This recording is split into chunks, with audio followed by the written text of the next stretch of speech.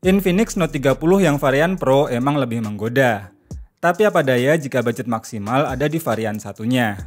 Ya, di video kali ini saya akan membahas kelebihan dan kekurangan varian reguler yang seakan terlupakan. Yang tentunya masih di kisaran harga 2 jutaan yang sangat worth to buy jika untuk didapatkan. Dengan fitur yang sudah tergolong komplit dan spek yang cukup legit, apakah beneran worth it? Biar gak kelamaan intronya, yuk langsung gas ke video reviewnya.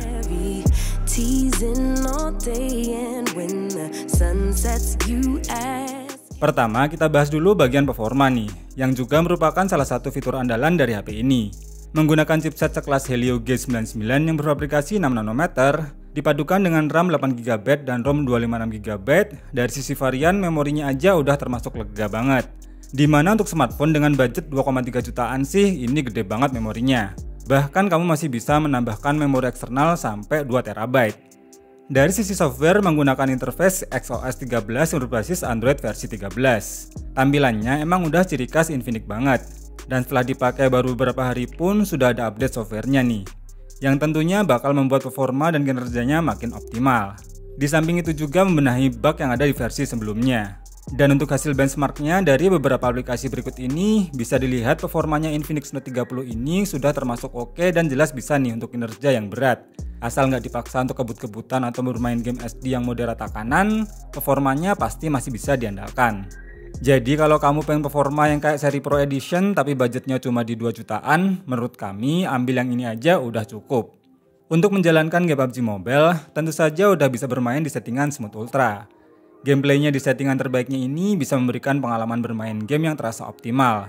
Beneran terasa smooth dan minim terjadi frame drop. Bisa dilihat juga untuk kestabilan frame rate-nya dari FPS monitor berikut dengan average frame rate mencapai 40 fps dan frame drop terendah di 35 fps. Jelas game ini udah bisa dimainkan dengan cukup nyaman di HP ini. Apalagi sensor gyronya juga responsif dan gak delay. Jadi aman nih buat player gyro. Selama 30 menit bermain, baterainya berkurang sebanyak 7% dan suhu panas maksimal di 39 derajat Celcius. Game berikutnya kita tes buat mainin game Genshin Impact, pakai settingan rata kiri 60 fps. Gameplay di settingan terenaknya ini masih terasa playable dan tetap bisa memberikan pengalaman bermain yang tetap smooth.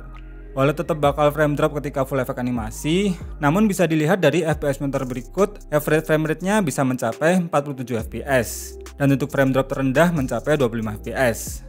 Dengan suhu panas yang memang sedikit lebih panas nih dibanding game PUBG tadi.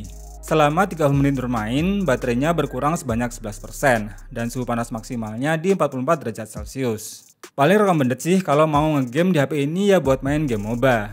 Karena jelas bakal bisa ngasih pengalaman bermain game yang lebih maksimal dan tetap aman walau pakai settingan rata kanan. Game kayak Mobile Legends ini bisa ngasih pengalaman yang nyaman ketika bermain game. Gameplaynya juga tetap smooth walau saat war dan ketika semua full efek animasinya ditampilkan. Suhu panasnya juga masih tergolong wajar dengan penurunan baterai yang juga tetap aman. Selama 30 menit bermain, baterainya berkurang sebanyak 9%, sedangkan suhu panasnya maksimal di 41 derajat Celcius. Ingat nih, kami nyobanya ketika di settingan rata kanan ya. Setelah performa, lanjut ke bagian kameranya nih. HP ini punya kamera utama sebesar 64 megapiksel berapertur f1.7 yang punya fitur PDAF. Didukung lensa 2 megapiksel pada kamera kedua untuk sensor bokehnya. Di bagian depan terdapat kamera selfie sebesar 16 megapiksel yang support face unlock dan bisa merekam video hingga 2K di 30 fps. Sama nih kayak kamera belakangnya.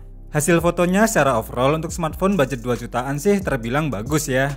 Dynamic range-nya lumayan luas, detailnya masih oke, terus warnanya cenderung ke netral, nggak terlalu warm maupun cool. SDR-nya juga cukup bisa diandalkan ketika mau memfoto objek dengan background langit, asal nggak bener-bener membelakangi matahari.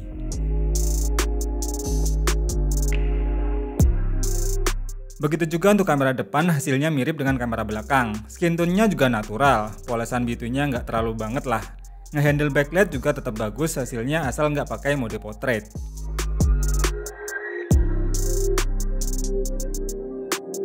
Nah kalau di kamera belakang terus mode portrait, parasi blurnya lumayan rapi. Warnanya juga nggak berubah dari main kameranya, jadi tetap oke.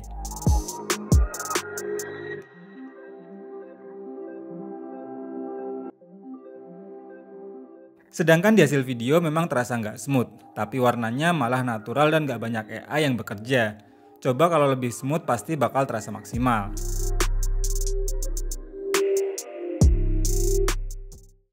Hai Hai guys, selamat sore. Jadi untuk kamera depannya aku set di 1080p Full HD 60 fps.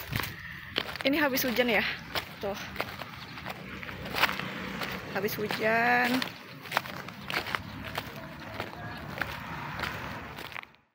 Kalau bagian desainnya emang udah ngikuti tren desain kotak yang kekinian. Dengan housing kamera yang terlihat besar biar ada bedanya nih dibanding seri HP lainnya.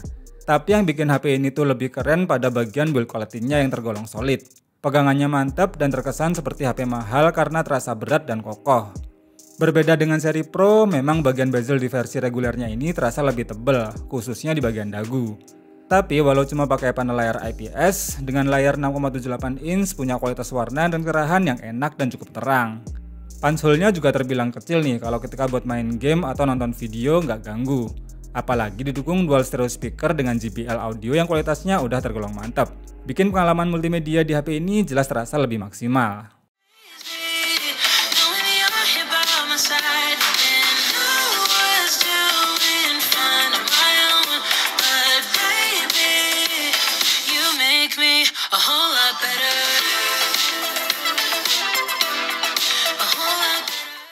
Terakhir kita bahas endurance dan durability ketahanan baterainya nih.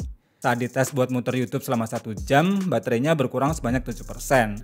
Dan saat dites pakai aplikasi PCMark, screen on time-nya bisa mencapai 13 jam kurang 1 menit. Untuk ukuran kapasitas baterai 5000 mAh memang terasa biasa dan tingkat keawetannya termasuk standar. Namun karena didukung mesin cepat 45 watt, tentunya buat ngisi penuh hingga 100% nggak bakal butuh waktu yang terlalu lama. Terus untuk kelengkapan sensornya juga udah tergolong lengkap, dan hanya 2 sensor aja yang absen. Untuk kecepatan sensor gear-nya pun udah termasuk cepat dan akurat. Dan kalau mau lebih kekinian bisa pakai fitur face unlock-nya nih, yang lebih simpel untuk digunakan. Last but not least adalah fitur NFC yang bakal kepake banget nih buat yang hidupnya di perkotaan. Jadi emang HP ini udah termasuk ngasih fitur all-in-one yang udah komplit ya guys. Jadi kalau kamu punya budget 2,4 juta, kami sih menyarankan untuk beli smartphone ini. Asal nggak mempersalahkan masalah XOS-nya karena dari segi spek udah mumpuni banget nih smartphone. Mulai dari performa yang dikasih powerful di kelasnya, terus kamera juga cakep, nge-charge-nya juga cepet. Dan satu lagi produk ini tuh nggak goib. Kamu bisa beli lewat official store-nya Infinix. Bisa cek link yang ada di kolom deskripsi. Oh iya, ada yang kelewatan nih, suaranya juga ajib karena dual speaker-nya JBL. Mana ada coba smartphone dengan budget 2 juta tapi udah pakai sound by JBL. Terima kasih Anda nonton video ini sampai habis. Semoga bermanfaat dan sampai ketemu lagi di video berikutnya.